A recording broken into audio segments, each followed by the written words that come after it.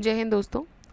आज की वीडियो में हम डिस्कस करेंगे about the quit India movement, a very important movement and one of the last movements of Gandhi ji, last active movements और last large scale movement of Gandhi जी।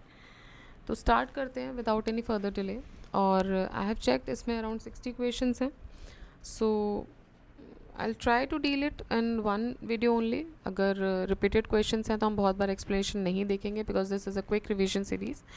और अगर repeated नहीं है then we will discuss the explanation for each and every part. Okay, so let's start with the first question. On 6th July 1942 at the working committee of the Congress, Mahatma Gandhi discussed for the first time his quit India policy. The president of the committee was, तो ये बोल रहे हैं कि 1942 की जो working committee थी कांग्रेस की, जहाँ पे महात्मा गांधी ने पहली बार क्विट इंडिया मूवमेंट के बारे में, क्विट इंडिया पॉलिसी के बारे में डिस्कस किया था, उस कमेटी के प्रेसिडेंट कौन थे? तो उसके प्रेसिडेंट थे मौलाना अबुल कलाम आज़ाद, जो कि लॉन्गेस्ट सर्विंग आईएनसी प्रेसिडेंट भी रहे हैं और यंगेस्ट आईएनसी प्रेसिडेंट भी रहे हैं। दो इनके पास इनके खाते में दो चीज़ें गई हैं कि भाई ये लॉन्गेस्ट सर्विंग भी रहे हैं। क्यों? क्योंकि 1940 में ये बने थे और उसके बाद because of the world war Congress का सेशंस नहीं हुए, तो जब तक ये ख़त्म नहीं हुआ वर्ल्ड वॉर तब तक यही रहे। सो जुलाई 1942 में मीटिंग हुई कांग्रेस वर्किंग कमेटी की वर्धा में, जिसमें मौलाना अबुल कलाम आज़ाद, सरोजनी नायडू, जवाहरलाल नेहरू, वल्लभ भाई पटेल, डॉक्टर राजेंद्र प्रसाद, सीतारामैया, जीवी पंत, प्रफुल्ल घोष, चंद्र घोष, सैयद महमूद आसिफ अली, जेबी कृपलानी, महात्मा गांधी, इन्होंने पार्ट लिया एंड इन्होंने एक रेजोल्यूशन पास किया क्विट इंडिया मूवमेंट के नाम से, जिसको चेयरमैनशिप प्रोवाइड की मौलाना अबुल कलाम आज़ाद ने। तो कांग्रेस वर्किंग कमेटी की चेयरमैनशिप जो उस समय थी वो मौलाना अबुल कलाम आज़ाद के पास थी। नेक्स्ट क्वेश्चन, कहाँ पर हुई थी ये कमेटी? हमने ऑलरेडी डिस्कस किया एक्सप्लेनेशन में। ये हुई थी वर्धा में। कब हुई थी? 14 जुलाई 1942 को, 14 जुलाई 1942 को। Commander in chief of Indian army during the quit India movement was, commander in chief कौन थे? इंडियन आर्मी के। ठीक है, तो इंडियन आर्मी के कमांडर, इंडियन मतलब ब्रिटिश आर्मी किसकी थी उस समय? ब्रिटिश की थी। कमांडर इन चीफ कौन रहेंगे? Lord Wavell. So the Indian Army during the Quit India movement was the commander-in-chief was Lord Wavell. Later, he also served as Viceroy and Governor General of India. तो उस समय पे ये Wavell जो थे वो इंडियन आर्मी के chief रहे। बाद में इन्होंने ये वाइसरॉय भी बनेंगे और गवर्नर जनरल ऑफ इंडिया भी 1943-1947 तक। Quit India movement began on, तो क्विट इंडिया मूवमेंट शुरू होता है 9 अगस्त 1942 को। Historic session of all India Congress committee, जो कि 7 अगस्त 1942 को शुरू हुई थी और 8 अगस्त 1942 को कंक्लूड हुई थी एट ग्वालियर टैंक मैदान, Mumbai. Quit India movement on 9 August 1942, Quit India movement began on 9 August 1942. The committee asserted India's right to freedom and decided to start a mass struggle with non-violent means on the widest possible scale. Addressing the conference, Gandhi ji gave the call, do or die. तो करो या मरो का जो नारा था गांधी जी ने जो दिया था वो इसी समय दिया था, either to get India free or to die in this attempt. But before the movement could be launched, Gandhi and other leaders of the Congress were imprisoned. तो मूवमेंट शुरू होने से पहले ही इन सबको उठा के जेल में डाल दिया था under the operation zero R, और इस ऑपरेशन का नाम था operation zero R. Gandhi ji and Sarojini Naidu, इनको आगा खान पैलेस पूना में रखा गया था। The movement of 1942 mostly affected the state of Mumbai, Bengal, Bihar, Orissa, UP, Madras, though the whole country participated in the movement. In which ground of Bombay the proposal was passed for the quit India movement, तो ये हुआ था Gowalia tank में। What is why is the year 1942 important? Because of the quit India movement. देखिए बहुत ही easy question है, आप देख सकते हैं।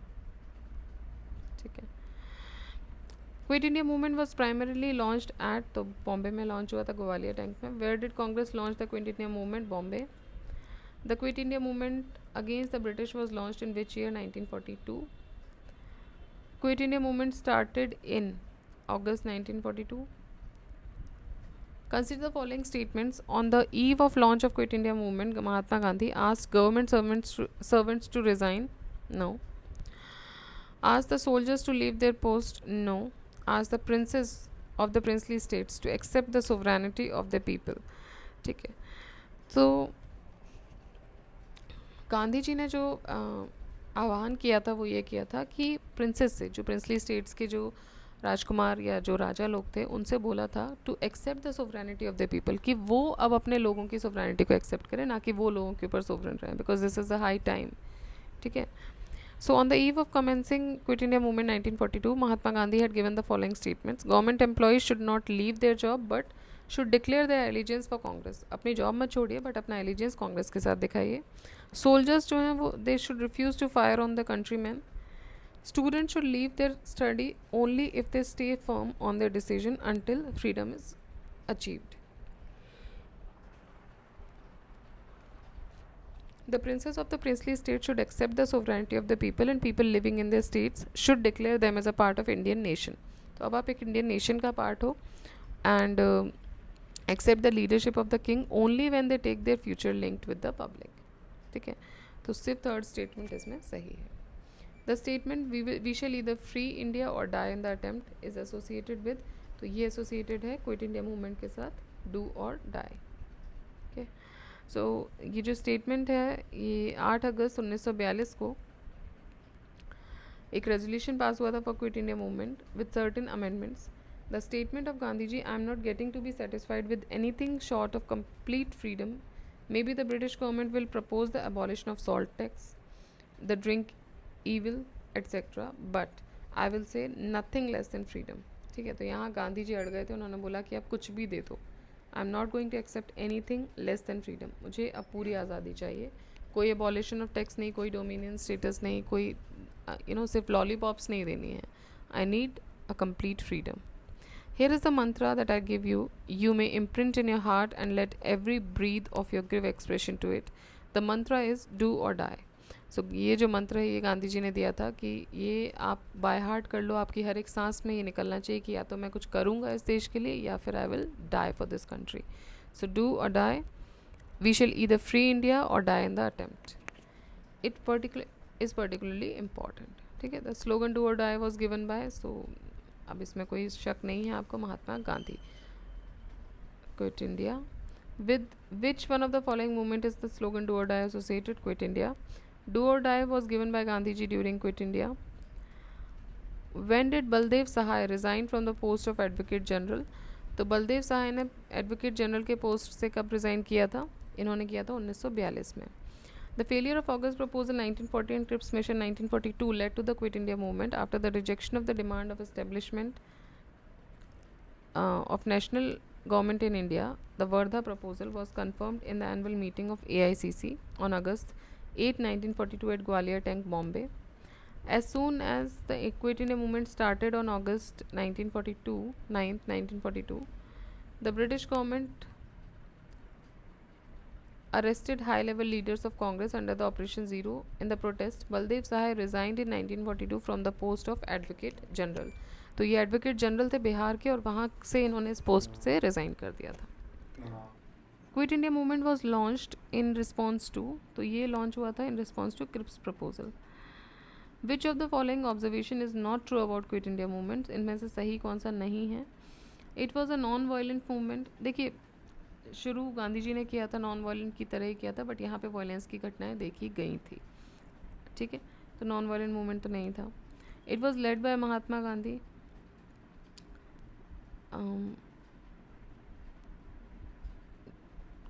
It was a spontaneous movement.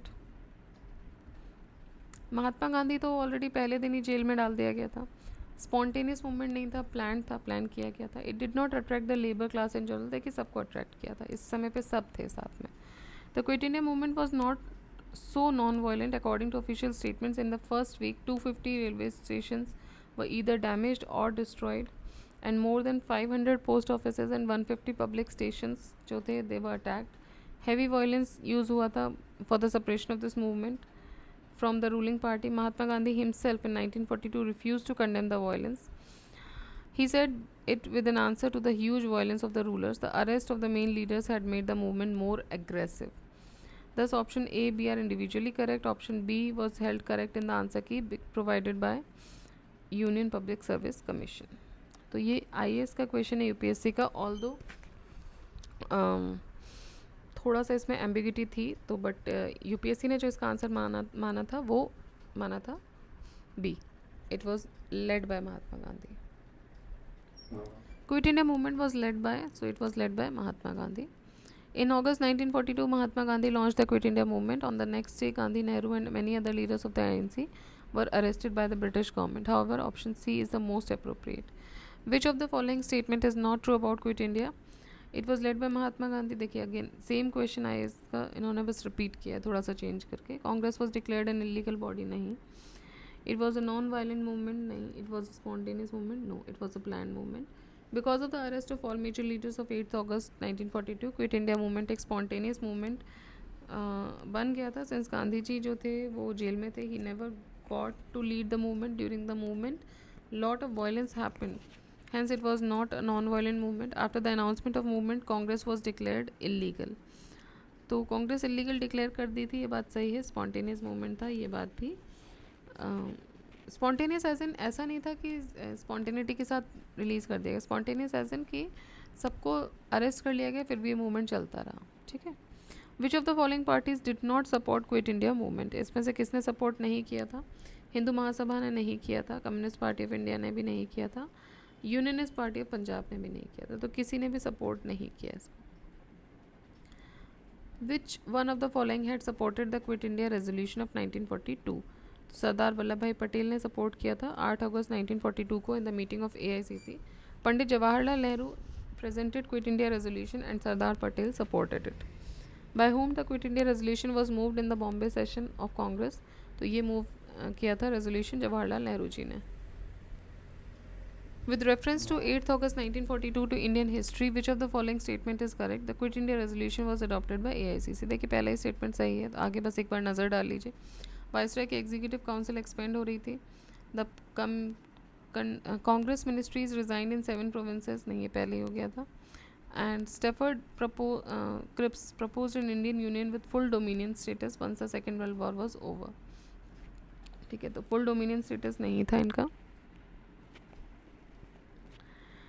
मतलब इस दिन कहने का मतलब है कि 8 अगस्त को ये चीज़ नहीं हुई थी. The draft of the quit India movement resolution was prepared. तो ड्राफ्ट किसने प्रिपेयर किया था? महात्मा गांधी ने, with the help of Jawaharlal Nehru and Maulana Kalam Azad. Who was the president during the Indian National Congress when it passed the Quit India movement? So Indian National Congress के president थे उस समय मौलाना अबुल कलाम आज़ाद. 1940 में ये बने थे and उसके बाद से कोई सेशन नहीं हुआ था 1941 से 45 तक. तो रामगढ़ का सेशन था 1940 का, वहाँ पे इनको प्रेसिडेंट बनाया गया था and he is the longest serving INC president तब उस समय के लिए. Who of the following was the president of Indian National Congress for consecutive 6 years? तो ये थे अबुल कलाम आज़ाद. Quit India movement was the reaction of the disappointment of Indians against Cripps mission. हाँ, तो ये सही है, क्रिप्स मिशन के अगेंस्ट था. To the threat of Japanese attack on India, true. To provoke countryman to adopt violent means by Gandhi ji's articles, no.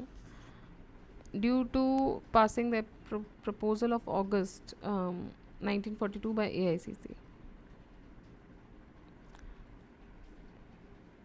1 to 4.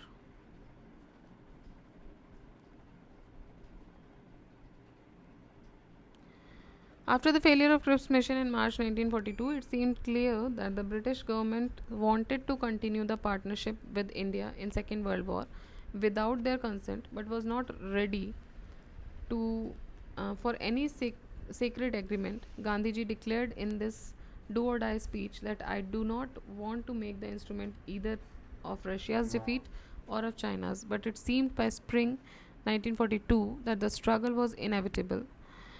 Thus Congress passed Quit India resolution to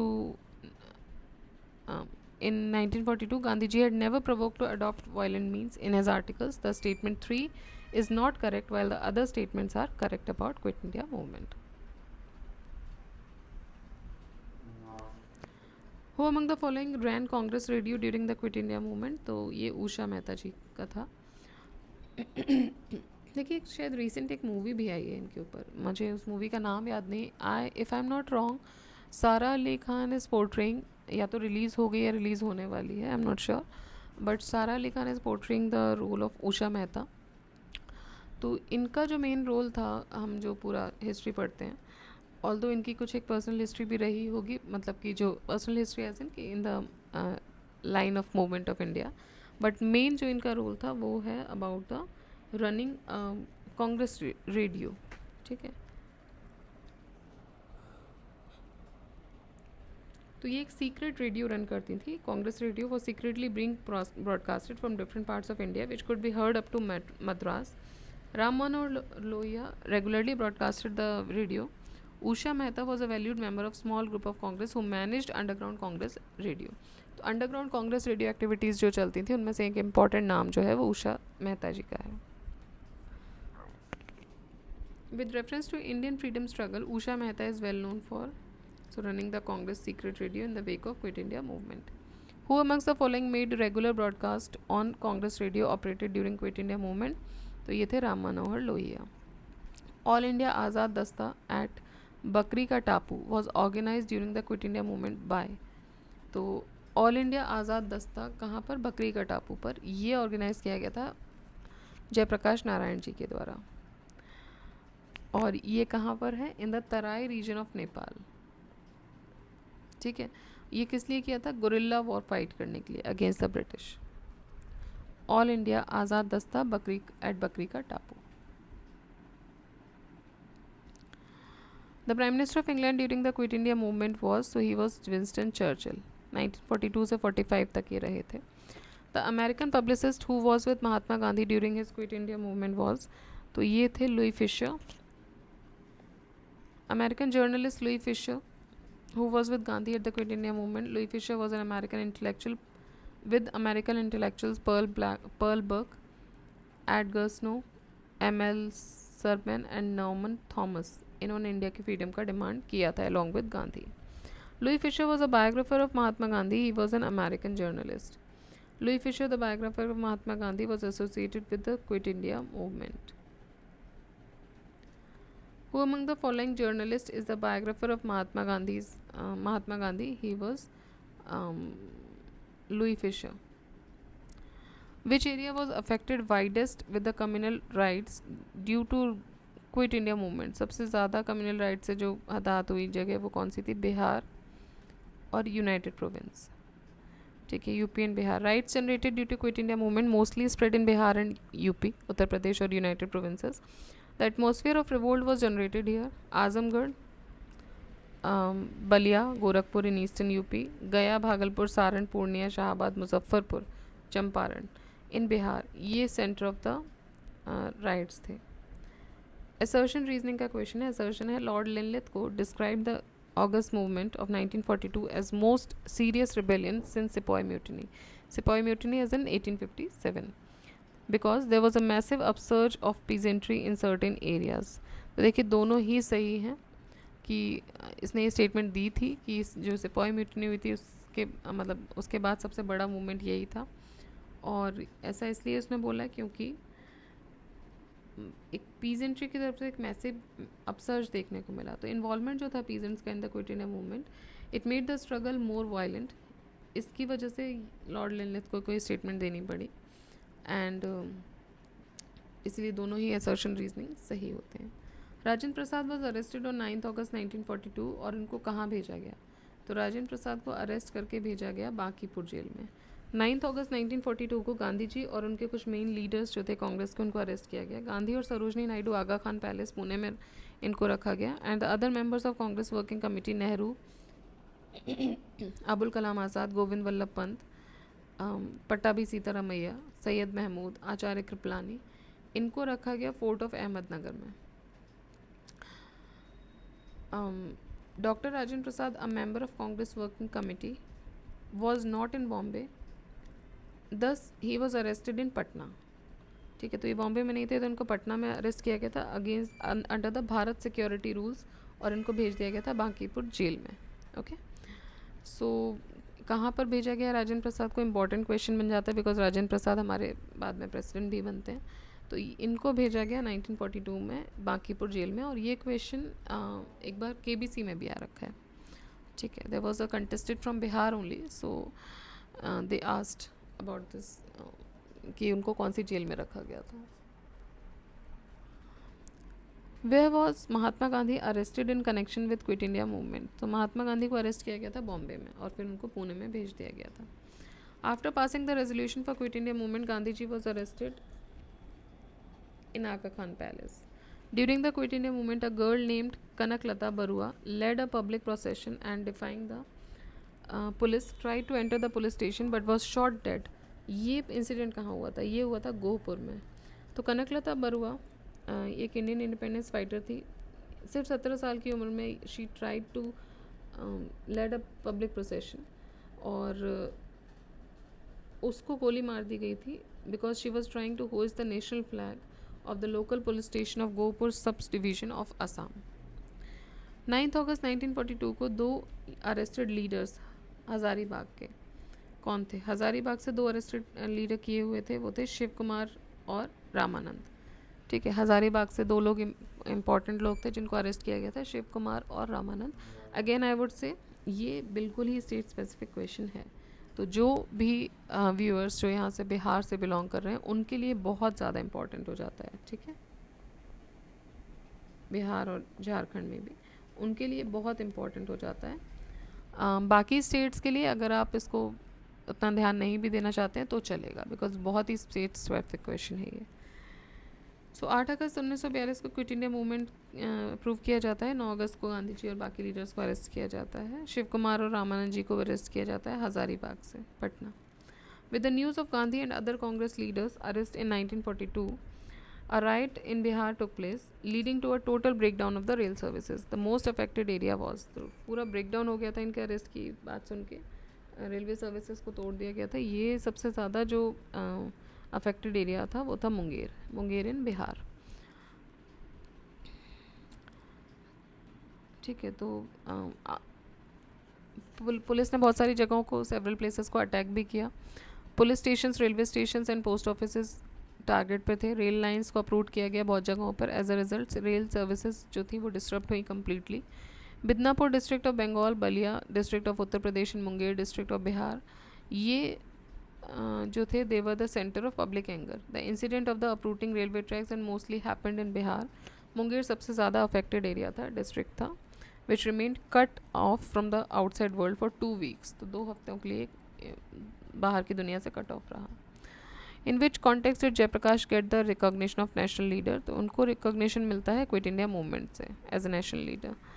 ठीक है, during all the main leaders of Congress were arrested in the starting movement. Congress leaders could not be arrested started to consolidate public secretly. Jayaprakash Narayan, Ram Manohar Lohia and Aruna Asaf Ali इनमें से main थे जो arrest नहीं हो पाए थे और लोगों को परसुएट करने में इन्होंने बहुत मदद की या फिर वो एक एक्टिव रोल प्ले किया इस मूवमेंट में.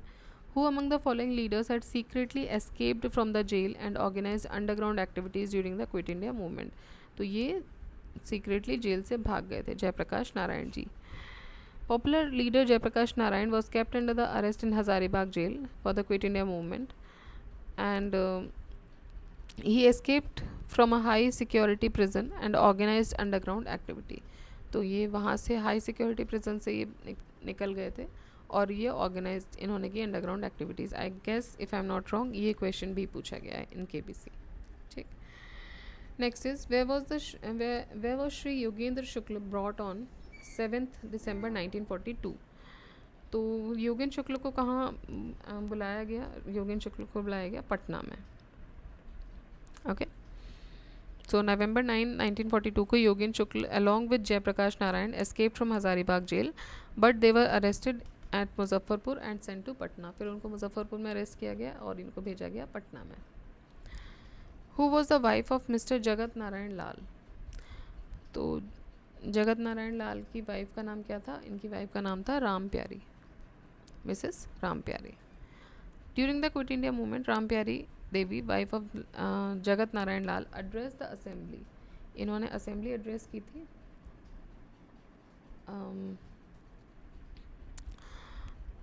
कहाँ पर? In Bankipur. And called people to quit government jobs. तो इन्होंने लोगों को बोला था कि गवर्नमेंट जॉब्स को आप छोड़ दीजिए. तो ये थी मिस राम प्यारी.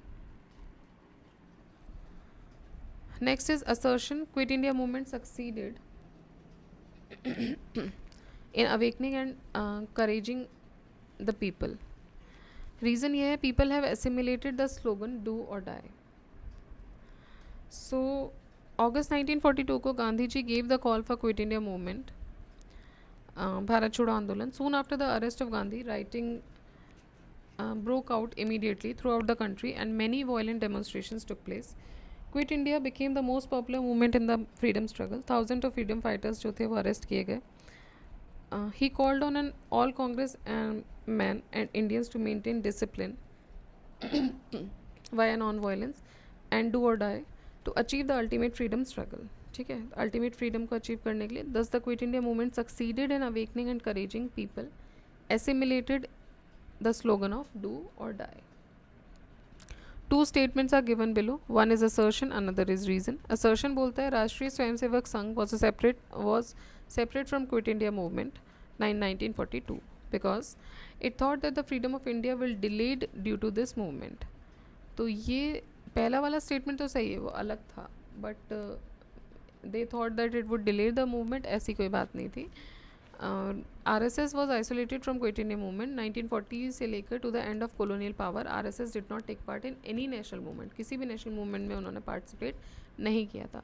RSS बना था 1923 में, ठीक है, श्री हेडगेवार जी के द्वारा, बट 1940 से लेकर 1947 तक के किसी भी मूवमेंट में RSS ने पार्टिसिपेट नहीं किया था. Consider the statements given below and select the correct answer from the code given below. As a result of Quit India movement, British and Muslim came closer to each other due to similar hatred against Congress. Reason ये है कि Jinnah had worked as staunch ally of British government and asked the Muslims to stay away from Congress movement of 1942. तो दोनों ही इसमें सही है. British और Muslims जो थे दे केम क्लोजर टू ईच अदर, क्योंकि इससे इनकी इस समय पे 1942 के टाइम पे इनकी सिमिलर हेट्रेड थी with the congressmen. During the freedom struggle Aruna Asaf Ali was a major women organiser of underground activities in. सो ये क्विट इंडिया मूवमेंट के टाइम पे थी. अरुणा आसफ अली एक फेमस इंडियन फाइटर रही हैं and organiser of underground activities in quit India movement. और इनको हमेशा याद रखा जाएगा for hosting the flag of Congress in Gowalia tank in Bombay in 1942. With which of the following movement is Aruna Asaf Ali associated? ये associated थे क्विट इंडिया मूवमेंट के साथ. With which of the following movement was Aruna Asaf Ali associated? Again quit India movement. Given below is a list of places, name those were parallel governments were establish during the quit India movement. तो बलिया में हुआ, सतारा में हुआ, हज़ारीबाग, मेरठ, आगरा, यहाँ पे नहीं था. तो एक इंपॉर्टेंट फीचर जो क्विट इंडिया मूवमेंट का देखने को मिला वो ये था कि पैरेलल गवर्नमेंट स्टेब्लिश की गई थी बहुत सारी जगहों पर. तो मेनली इंपॉर्टेंट 3 जगह थी. बलिया अगस्त 1942 में, यहाँ पे लीडरशिप थी चित्तू पांडे जी की. तामलुक ये मिदनापुर में है. अगस्त 1942 से सितंबर 1944 तक ऑलमोस्ट 2 साल तक ये इन्होंने पैरेलल गवर्नमेंट चलाई है. And they had also started the programme to assist the victims of the storm. और तीसरी चली है सतारा में in the middle of 1943 to 1945. यहाँ भी ऑलमोस्ट 2 साल चली है और ये लॉन्गेस्ट रनिंग गवर्नमेंट थी. वाई बी चौहान एंड नाना पाटिल ये मेन लीडर्स थे सतारा के. Y B Chauhan and Nana Patil. Beside this Orissa में भी पैरेलल गवर्नमेंट कुछ समय के लिए चली थी. In which of the following years the Jatiya Sarkar was formed in Midnapore district of Bengal. तो जातीय सरकार बनाई गई 1942 में. In which of the following districts of UP parallel government was establish during the quit India movement. तो पैरेलल गवर्नमेंट एस्टेब्लिश हुई थी UP में, बलिया में. In which of the following districts of Uttar Pradesh parallel government was establish during the quit India movement. तो ये हुई थी बलिया में. असर्शन रीजनिंग की बात करें, quit India movement mark the culmination of Indian national movement. After the quit India movement it was the need of time to find a suitable mechanism for transfer of power.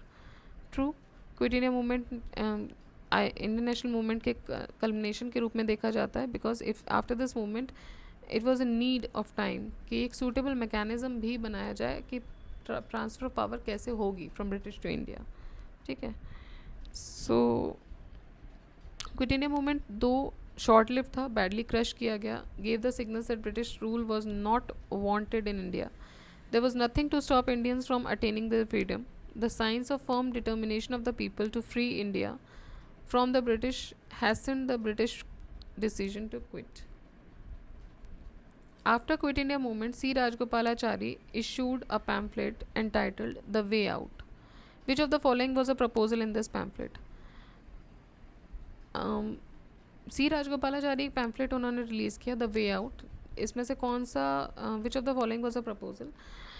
The establishment of a war advisory council composed of representatives of British India and the Indian states, reconstitution of the central executive council in such a way that it's still all its members except the governor general and commander in chief should be Indian leaders, fresh elections to the central and provincial legislature to be held at the end of 1945, and constitution making body be convened as soon as possible, a solution to the constitution deadlock.